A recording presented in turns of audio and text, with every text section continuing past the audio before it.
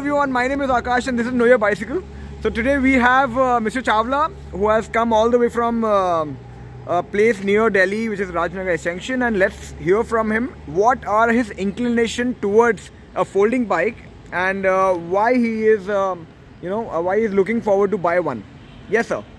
Hi, this is Kirti Chawla. I am looking for my personal exercises, and this would be keeping me good, healthy, as well as away from my car driving. Okay. So that's the reason I've come for. And have you been cycling at all, like throughout your life? Yes, during my young age, I've been cycling a lot. So this is something effortlessly cycling on the road. So you'll be cherishing your childhood days. Yes. In a much more modern, fashion of motorized electric vehicle. Yes, exactly.